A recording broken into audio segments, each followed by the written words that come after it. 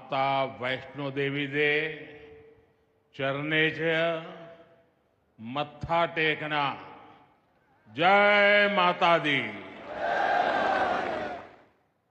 जम्मू कश्मीर के lieutenant governor Manoj Sinha ji, मुख्यमंत्री उमर अब्दुल्ला जी, केंद्रीय मंत्रिमंडल के मेरे सहयोगी Ashwini Vaishnaw ji, Jitendra Singh, V Somanna ji, deputy CM Surendra Kumar ji, Jammu Kashmir विधानसभा में नेता विपक्ष सुनील जी, संसद में मेरे साथी जुगल किशोर जी, अन्य जनप्रतिनिधिगण और मेरे प्यारे भाई और बहनों,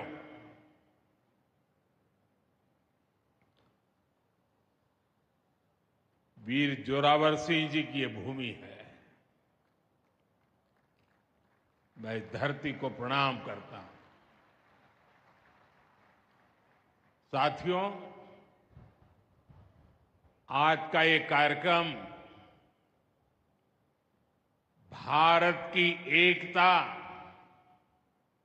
और भारत की इच्छा शक्ति का विराट उत्सव है।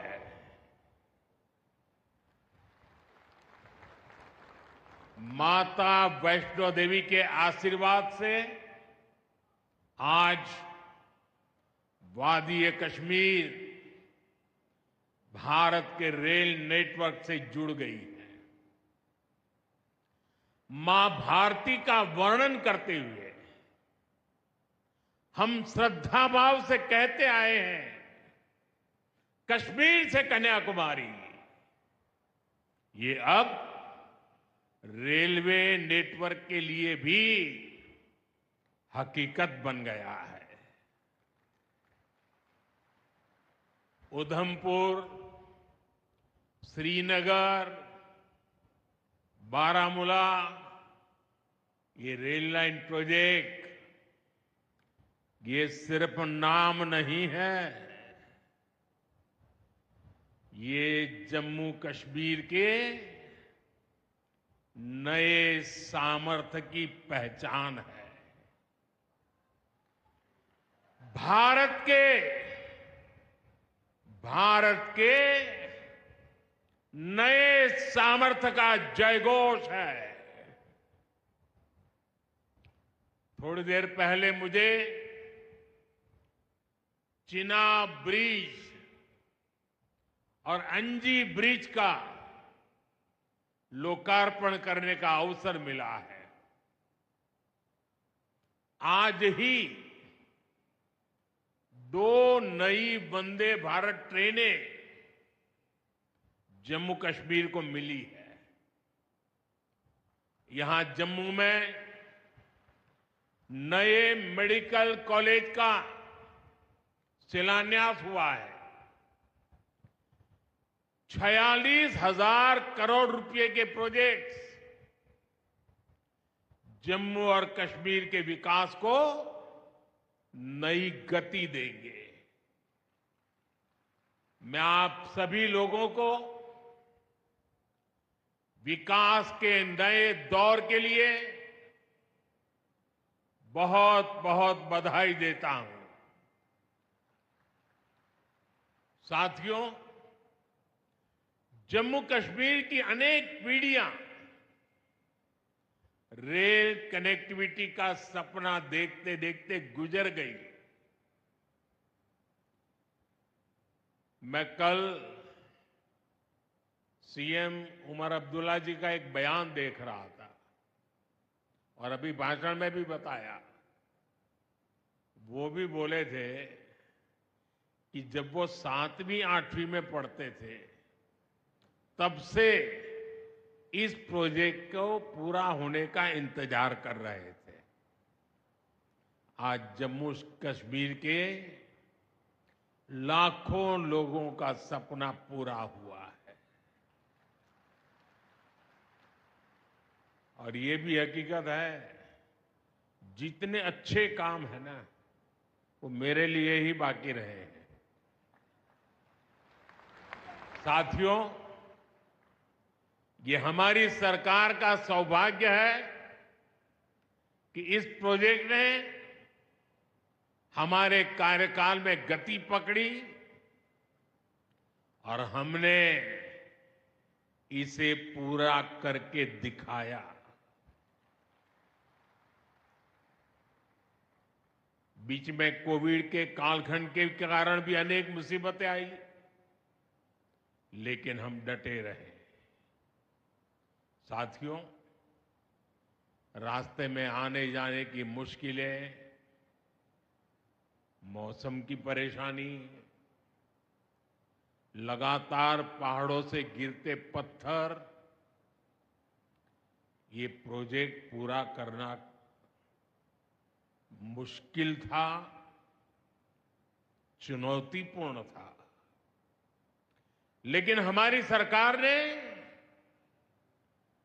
चुनौती को ही चुनौती देने का रास्ता चुना है।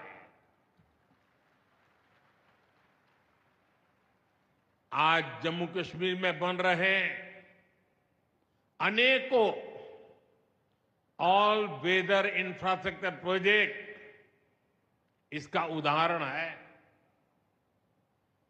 कुछ महीने पहले ही सोनमर्ग टनल शुरू हुई है। अभी कुछ देर पहले ही मैं चिनाब और अंजी ब्रिज से होकर आपके बीच आया हूं। इन पुलों पर चलते हुए मैंने भारत के बुलंद इरादों को, हमारे इंजीनियर्स, हमारे श्रमिकों के हुनर और हौसले को जिया है। चिनाब ब्रिज दुनिया का सबसे ऊंचा रेलवे आर्च ब्रिज है। लोग फ्रांस में, पेरिस में एफिल टावर देखने के लिए जाते हैं, और ये ब्रिज एफिल टावर से भी बहुत ऊंचा है। अब लोग चिनाब ब्रिज के जरिए कश्मीर देखने तो जाएंगे ही, ये ब्रिज भी अपने आप में एक आकर्षक टूरिस्ट डेस्टिनेशन बनेगा। सब लोग सेल्फी पॉइंट पर जाकर के सेल्फी निकालेंगे। हमारा अंजी ब्रिज भी इंजीनियरिंग का बेहतरीन नमूना है। ये भारत का पहला केबल सपोर्टेड रेलवे ब्रिज है। ये दोनों ब्रिज सिर्फ ईंट, सीमेंट, स्टील और लोहे के ढांचे नहीं हैं। ये पीर पंजाल की दुर्गम पहाड़ियों पर खड़ी भारत की शक्ति का जीवंत प्रतीक है। ये भारत के उज्जवल भविष्य की सिंह गर्जना है। ये दिखाता है विकसित भारत का सपना जितना बड़ा है, उतना ही बुलंद हमारा हौसला है, हमारा सामर्थ्य है। और सबसे बड़ी बात, नेक इरादा है, अपार पुरुषार्थ है। साथियों, चिनाब ब्रिज हो या फिर अंजी ब्रिज, ये जम्मू की और कश्मीर की दोनों क्षेत्रों की समृद्धि का जरिया बनेंगे। इससे टूरिज्म तो बढ़ेगा ही, इकोनॉमी के दूसरे सेक्टर्स को भी लाभ होगा। जम्मू और कश्मीर की रेल कनेक्टिविटी दोनों क्षेत्रों के कारोबारियों के लिए नए अवसर बनाएगी। इससे यहां की इंडस्ट्री को गति मिलेगी। अब कश्मीर के सेब कम लागत में देश के बड़े बाजारों तक पहुंच पाएंगे और समय पर पहुंच पाएंगे।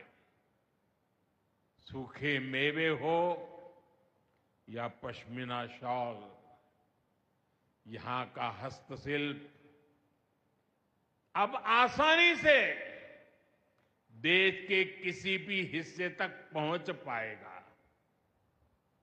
इससे जम्मू कश्मीर के लोगों को देश के दूसरे हिस्सों में आना जाना भी बहुत आसान होगा। साथियों, मैं यहां संगलदान के एक स्टूडेंट का अखबार में कमेंट पढ़ रहा था। उस स्टूडेंट ने कहा कि उसके गांव के उन्हीं लोगों ने अब तक ट्रेन नहीं देखी थी जो गांव से बाहर गए। गांव के ज्यादातर लोगों ने ट्रेन का सिर्फ वीडियो ही देखा था। उन्हें अब तक यकीन ही नहीं हो रहा कि असली ट्रेन उनकी आंखों के सामने गुजरेगी। मैंने ये भी पढ़ा कि बहुत से लोग ट्रेनों के आने जाने का टाइम याद कर रहे हैं। एक और बिटिया ने बड़ी अच्छी बात कही। उस बिटिया ने कहा, अब मौसम तय नहीं करेगा कि रास्ते खुलेंगे या बंद रहेंगे। अब ये नई ट्रेन सेवा हर मौसम में लोगों की मदद करती रहेगी। साथियों, जम्मू कश्मीर मां भारती का मुकुट है। ये मुकुट एक से बढ़कर एक खूबसूरत रत्नों से जड़ा हुआ है। ये अलग अलग रत्न जम्मू कश्मीर का सामर्थ्य है। यहां की पुरातन संस्कृति, यहां के संस्कार, यहां की आध्यात्मिक चेतना, प्रकृति का सौंदर्य, यहां की जड़ी बूटियों का संसार, फलों और फूलों का विस्तार, यहां के युवाओं में, आप लोगों में जो टैलेंट है वो मुकुट मणि की तरह चमकता है। साथियों, आप भली भांति जानते हैं, मैं दशकों से जम्मू और कश्मीर आता जाता रहा। इंटीरियर इलाकों में मुझे जाने का, रहने का अवसर मिला है। मैंने इस सामर्थ्य को लगातार देखा है, महसूस किया है, और इसलिए मैं पूरे समर्पण भाव के साथ जम्मू कश्मीर के विकास में जुटा हूं। साथियों, जम्मू कश्मीर भारत की शिक्षा और संस्कृति का गौरव रहा है। आज भारत दुनिया के बड़े नॉलेज हब में से एक हमारा जम्मू कश्मीर बन रहा है।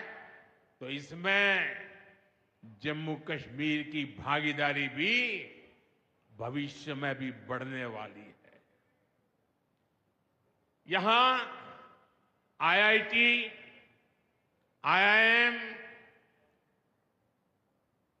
एम्स और नीट जैसे संस्थान है। जम्मू और श्रीनगर में सेंट्रल यूनिवर्सिटीज हैं। जम्मू और कश्मीर में रिसर्च इकोसिस्टम का भी विस्तार हो रहा है। साथियों, यहां पढ़ाई के साथ साथ दवाई के लिए भी अभूतपूर्व काम हो रहा है। बीते कुछ सालों में ही 2 स्टेट लेवल के कैंसर संस्थान बने हैं। पिछले 5 वर्षों में यहां 7 नए मेडिकल कॉलेज शुरू किए गए हैं। आप भी जानते हैं, जब मेडिकल कॉलेज खुलता है तो उससे मरीजों के साथ ही उस क्षेत्र के युवाओं को भी सबसे ज्यादा फायदा मिलता है। जम्मू कश्मीर में अब एमबीबीएस की सीटों की संख्या 500 से बढ़कर 1300 तक पहुंच गई है। मुझे खुशी है कि अब रियासी जिले को भी नया मेडिकल कॉलेज मिलने जा रहा है। Shri Mata Vaishno Devi institute of medical excellence, ये आधुनिक अस्पताल तो है, ये दान पुण्य करने की हमारी जो संस्कृति है उसका भी उदाहरण है। इस मेडिकल कॉलेज को बनाने में जो राशि लगी है उसके लिए भारत के कोने कोने से माता वैष्णो देवी के चरणों में आने वाले लोगों ने दान दिया हुआ है। मैं श्री माता वैष्णो देवी श्राइन बोर्ड को, उनके अध्यक्ष मनोज जी को इस पवित्र कार्य के लिए बहुत बहुत शुभकामनाएं देता हूं। इस अस्पताल की क्षमता भी 300 बेड से बढ़कर 500 बेड की जा रही है। कटरा में माता वैष्णो देवी के दर्शन करने आने वाले लोगों को भी इससे बहुत सहूलियत रहने वाली है। साथियों, केंद्र में भाजपा एनडीए की सरकार को अब 11 साल हो रहे हैं। ये 11 साल गरीब कल्याण के नाम समर्पित रहे हैं। प्रधानमंत्री आवास योजना से 4 करोड़ गरीबों का पक्के घर का सपना पूरा हुआ है। उज्ज्वला योजना से 10 करोड़ रसोइयों, उसमें धुएं का अंत हुआ है। हमारी बहनों को, बेटियों को उनकी सेहत की रक्षा हुई है। आयुष्मान भारत योजना से 50 करोड़ गरीबों को 5 लाख रुपए तक का मुफ्त इलाज मिला है। प्रधानमंत्री गरीब कल्याण अन्न योजना से हर थाली में भरपेट अनाज सुनिश्चित हुआ है। जनधन योजना से पहली बार 50 करोड़ से ज्यादा गरीबों के लिए बैंक का दरवाजा खुला है। सौभाग्य योजना से अंधेरे में जी रहे 2.5 करोड़ परिवारों में बिजली की रोशनी पहुंची है। स्वच्छ भारत मिशन के तहत बने 12 करोड़ शौचालयों ने खुले में शौच की मजबूरी से मुक्ति दिलाई है। जल जीवन मिशन से 12 करोड़ नए घरों में नल से जल पहुंचने लगा है। महिलाओं का जीवन आसान हुआ है। पीएम किसान सम्मान निधि से 10 करोड़ छोटे किसानों को सीधी आर्थिक सहायता मिली है। साथियों, सरकार के ऐसे अनेक प्रयासों से पिछले 11 साल में 25 करोड़ से ज्यादा गरीबों ने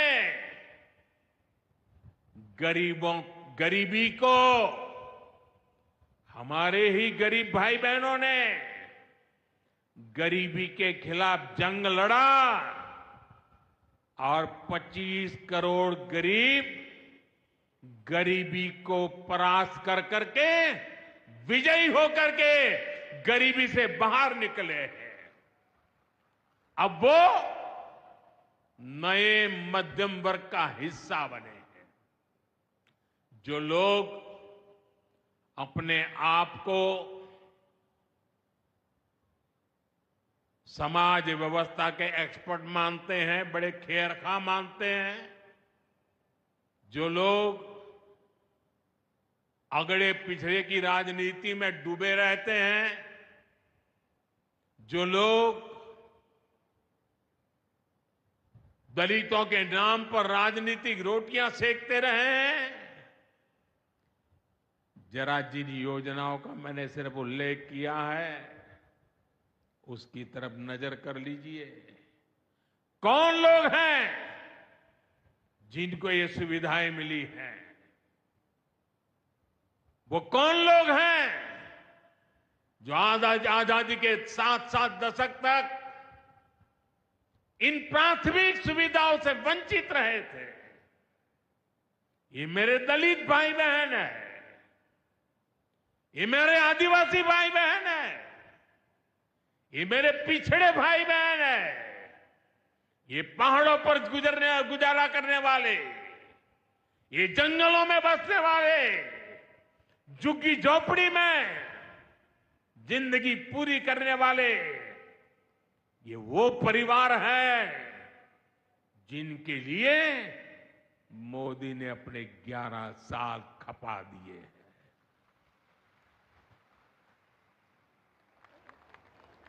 केंद्र सरकार का प्रयास है कि गरीबों को, नए मध्यम वर्ग को ज्यादा से ज्यादा ताकत दे। 1 रैंक 1 पेंशन हो,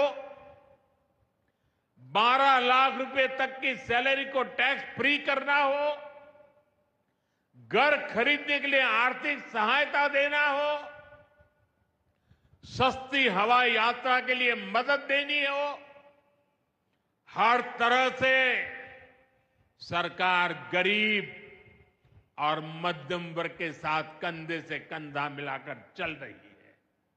साथियों, गरीबों को गरीबी से मुक्ति पाने के लिए उनका मदद करना, लेकिन ईमानदारी से जीने वाले, देश के लिए समय समय पर टैक्स देने वाले मध्यम वर्ग की ताकत बढ़ाना, इसके लिए भी आजादी में पहली बार इतना काम हुआ है जो हमने करके दिखाया है।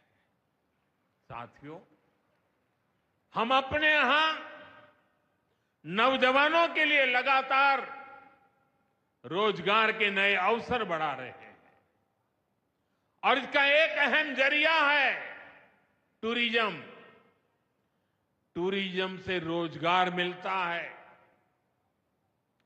टूरिज्म लोगों को जोड़ता है, लेकिन दुर्भाग्य से हमारे पड़ोस का देश मानवता का विरोधी, मेलजोल का विरोधी 22 अप्रैल को पहलगाम में जो कुछ हुआ वो इसी का उदाहरण है। पाकिस्तान ने पहलगाम में इंसानियत और कश्मीरियत दोनों पर वार किया। उसका इरादा भारत में दंगे कराने का था। उसका इरादा कश्मीर के मेहनतकश लोगों की कमाई को रोकना था। इसलिए पाकिस्तान ने टूरिस्ट पर हमला किया। वो टूरिज्म जो बीते 4-5 साल में लगातार बढ़ रहा था, हर साल यहां रिकॉर्ड संख्या में टूरिस्ट आ रहे थे।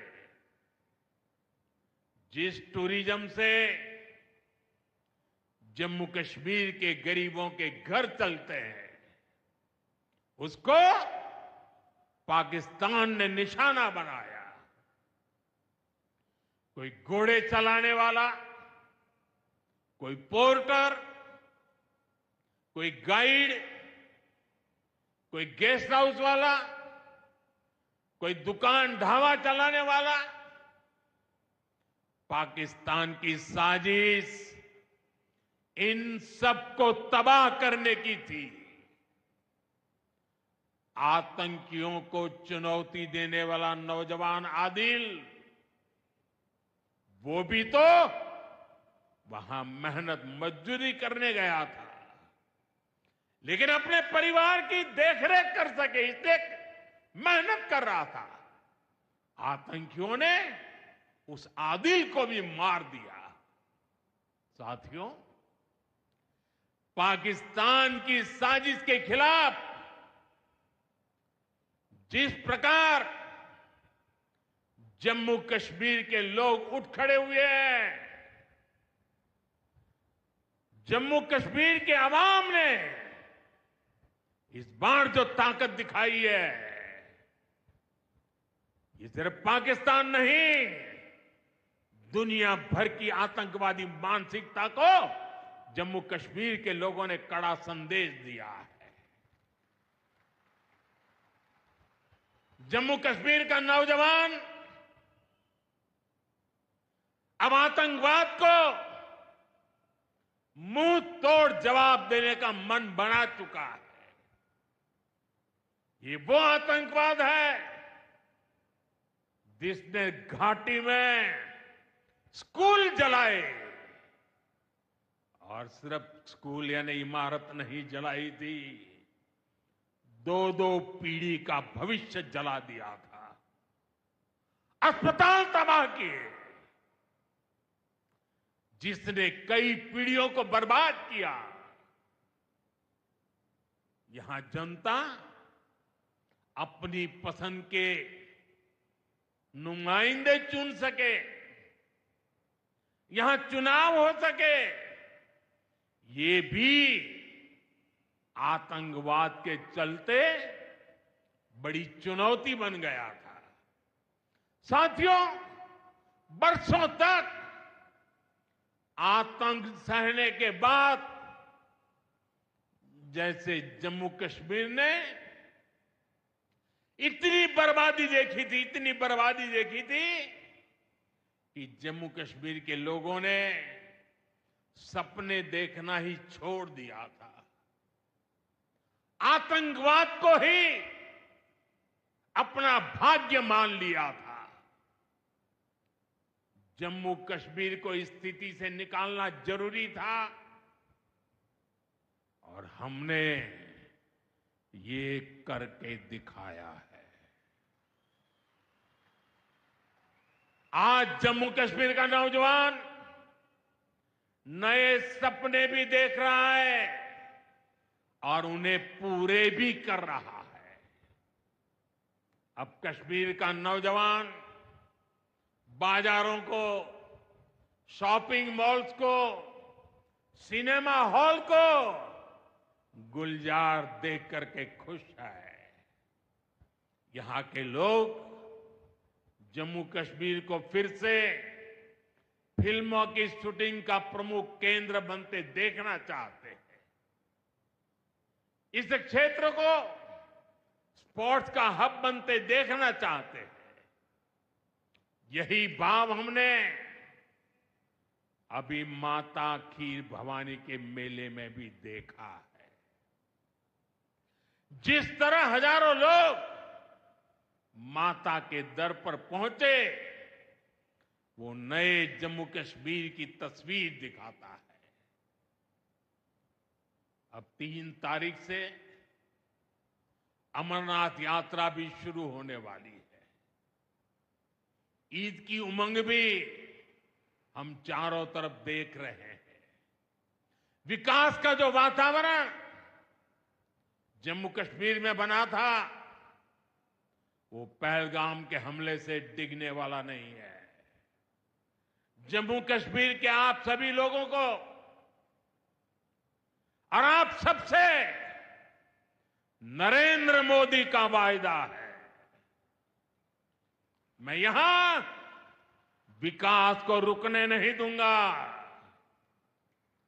यहां के नौजवानों को सपने पूरा करने से कोई भी बाधा अगर रुकावट बनती है, तो उस बाधा को पहले मोदी का सामना करना पड़ेगा। साथियों, आज 6 जून है। याद कीजिए, 1 महीने पहले, ठीक 1 महीने पहले 6 मई की वो रात पाकिस्तान के आतंकियों पर कयामत बरसी थी।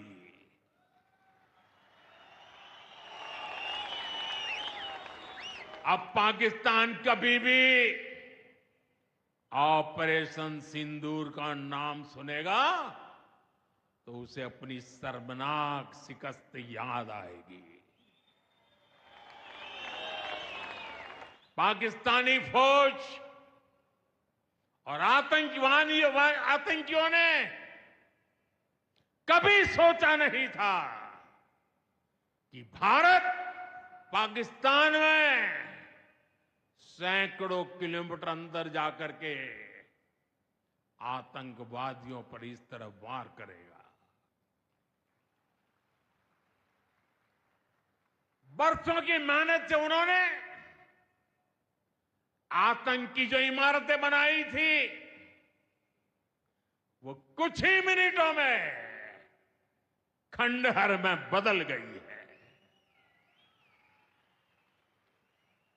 और ये देख पाकिस्तान बुरी तरह बौखला गया था और उसने अपना गुस्सा जम्मू के, पूंछ के दूसरे जिलों के लोगों के पर भी निकाला। पूरी दुनिया ने देखा कि पाकिस्तान ने कैसे यहां घर उजाड़े, बच्चों पर गोले फेंके, स्कूल, अस्पताल तबाह किए, मंदिर, मस्जिद, गुरुद्वारों पर शेलिंग की। आपने जिस तरह पाकिस्तान के हमलों का मुकाबला किया, वो हर देशवासी ने देखा है। इसलिए अपने परिवारजनों ने उनके साथ हर देशवासी पूरी शक्ति से खड़ा है। साथियों, जिन लोगों की क्रॉस बॉर्डर फायरिंग में मृत्यु हुई है, उनके परिवार के सदस्य को कुछ दिन पहले ही नियुक्ति पत्र सौंपे गए हैं। शेलिंग से प्रभावित 2000 से ज्यादा परिवारों की तकलीफ भी हमारी अपनी तकलीफ है। इन परिवारों को शेलिंग के बाद अपने घर की मरम्मत के लिए आर्थिक मदद दी गई थी। अब केंद्र सरकार ने ये तय किया है कि इस मदद को और बढ़ाया जाए। आज के इस कार्यक्रम में मैं इसकी भी जानकारी आपको देना चाहता हूं। साथियों, जिन घरों में बहुत ज्यादा नुकसान हुआ है, उन्हें अब 2 लाख रुपए और जो घर आंशिक रूप से क्षतिग्रस्त हुए उन्हें 1 लाख रुपए की सहायता अलग से दी जाएगी, अतिरिक्त दी जाएगी। यानी अब उन्हें पहली बार की मदद के बाद ये एक्स्ट्रा धनराशि मिलेगी। साथियों, हमारी सरकार बॉर्डर किनारे बसे लोगों को देश का प्रथम प्रहरी मानती है। बीते दशक में सरकार ने बॉर्डर के जिलों में विकास और सुरक्षा के लिए अभूतपूर्व काम किया है। इस दौरान करीब 10,000 नए बंकर्स बनाए गए हैं। इन बंकरों ने ऑपरेशन सिंदूर के बाद बने हालात में लोगों का जीवन बचाने में बड़ी मदद की है। मुझे बताते हुए खुशी है कि जम्मू और कश्मीर डिवीजन के लिए 2 बॉर्डर बटालियन बनाई गई है। 2 वुमेन बटालियन बनाने का भी काम पूरा कर लिया गया है। साथियों, हमारा जो इंटरनेशनल बॉर्डर है, उसके पास जो बहुत दुर्गम इलाके हैं, वहां भी सैकड़ों करोड़ रुपया खर्च करके नया इंफ्रा बनाया जा रहा है। कठुआ से जम्मू हाईवे को 6 लेन का एक्सप्रेसवे बनाया जा रहा है। अखनूर से पुंछ हाईवे का भी चौड़ीकरण किया जा रहा है। वाइब्रेंट विलेज प्रोग्राम के तहत भी बॉर्डर के गांवों में विकास के काम को और गति दी जा रही है। जम्मू कश्मीर के 400 ऐसे गांव जहां ऑल वेदर कनेक्टिविटी नहीं थी, उन्हें 1800 किलोमीटर की नई सड़कें बिछाकर जोड़ा जा रहा है। इस पर भी सरकार 4,200 करोड़ रुपए से ज्यादा खर्च करने जा रही है। साथियों, आज मैं जम्मू कश्मीर के आप लोगों से, खासकर यहां के नौजवानों से एक विशेष आग्रह भी करने आया हूं। और जम्मू कश्मीर की धरती से मैं देश को भी आग्रह करना चाहता हूं। आपने देखा है कि कैसे ऑपरेशन सिंदूर ने आत्मनिर्भर भारत की ताकत दिखाई है। आज दुनिया भारत के डिफेंस इकोसिस्टम की चर्चा कर रही है और इसके पीछे एक ही कारण है, हमारी सेनाओं का मेक इन इंडिया पर भरोसा। सेनाओं ने जो कर दिखाया, अब वही हर भारतवासी को दोहराना है। इस साल के बजट में हमने मिशन मैन्युफैक्चरिंग की घोषणा की है। इस मिशन के तहत सरकार मैन्युफैक्चरिंग को नई उड़ान देने का काम कर रही है। मैं जम्मू कश्मीर के युवाओं से कहूंगा, आइए इस मिशन का हिस्सा बनिए। देश को आपकी आधुनिक सोच चाहिए, देश को आपके इनोवेशन की जरूरत है। आपके आइडिया, आपकी स्किल भारत की सुरक्षा को, भारत की अर्थव्यवस्था को नई ऊंचाई देंगे। पिछले 10 वर्षों में भारत एक बड़ा डिफेंस एक्सपोर्टर बना है। अब हमारा लक्ष्य है दुनिया के टॉप डिफेंस एक्सपोर्टर्स में भारत का नाम भी शामिल हो। इस लक्ष्य की ओर हम जितना तेजी से बढ़ेंगे, उतनी ही तेजी से भारत में रोजगार के लाखों नए अवसर पैदा होंगे। साथियों, हमें एक और संकल्प लेना है। जो सामान भारत में बना हो, जिसमें हमारे देशवासियों का पसीना लगा हो, हम सबसे पहले उसे ही खरीदें। और यही राष्ट्रभक्ति है, यही राष्ट्र की सेवा है।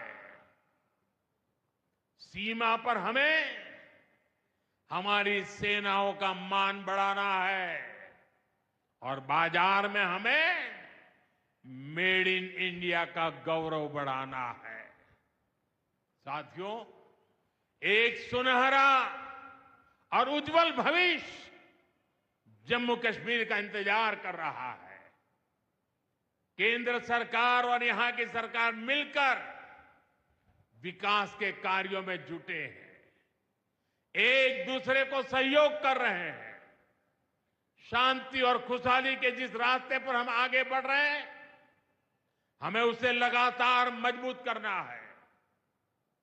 मां वैष्णो देवी के आशीर्वाद से विकसित भारत, विकसित जम्मू कश्मीर का यह संकल्प सिद्धि तक पहुंचे, इसी कामना के साथ आप सभी को फिर से ये ढेर सारे विकास के प्रोजेक्ट के लिए और एक से बढ़कर एक शानदार प्रोजेक्ट के लिए मैं बहुत बहुत बधाई देता हूं। दोनों मुट्ठी बंद करके पूरी ताकत से मेरे साथ बोलिए, भारत माता की। आवाज हिंदुस्तान के हर कोने में गूंजनी चाहिए। भारत माता की, भारत माता की, भारत माता की, भारत माता की। बहुत बहुत धन्यवाद।